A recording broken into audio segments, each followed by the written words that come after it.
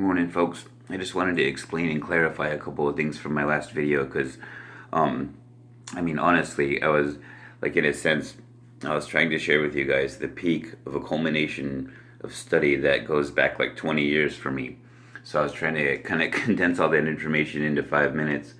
Not really thinking of the fact that some people won't really, if they haven't gained the perspective I have, they probably won't understand what I'm talking about, like a lot of the time on there. So the first thing I wanted to say is, firstly, my videos come from the perspective that everything in the Christian Bible was plagiarized from older cultures, and it was. Like the first version of the Garden of Eden story was Sumerian. One of the oldest versions that people have found was Sumerian, and it was translated by Greeks, and the Greeks might have mistranslated certain words. They mistranslated it. Well, they translated it as a paradise, but according to researchers, the Sumerian version kind of hints that the word paradise meant it was more like a slave work camp, like a farm or like a mine. Like you hear a lot of stories about Enki and Enlil and creating humanity to mine gold and other precious metals for them or whatever, right? But that wasn't kind of more what I was thinking about this morning.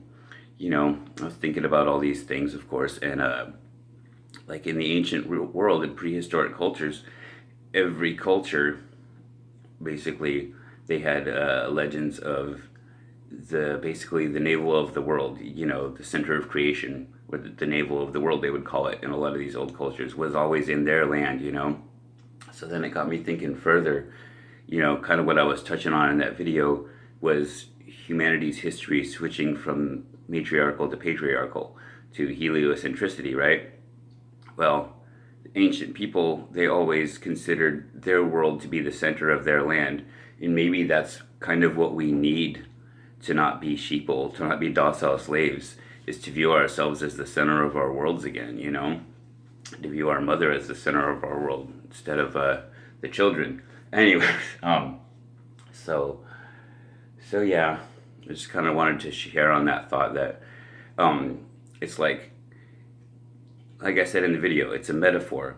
The Garden of Eden, the way I consider that we left the Garden of Eden was it was a mental state. And then I started thinking to myself, so basically wherever you physically were when you remembered being in a state of harmony with the world around you, with Mother Nature, with the animals and everything, that was when we were in the Garden of Eden. And when we left that mindset and turned to a dog-eat-dog, living from lack, feeding off of each other world, that's when we left the Garden of Eden.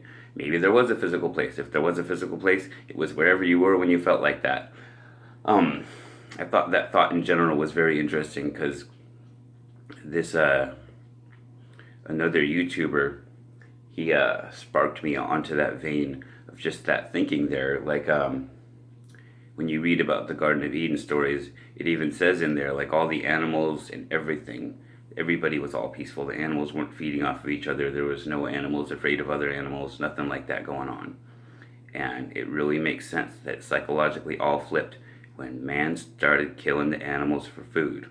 All of a sudden, we have this fear mindset, I gotta go because I got a busy morning this morning, but I just wanted to share those thoughts with y'all.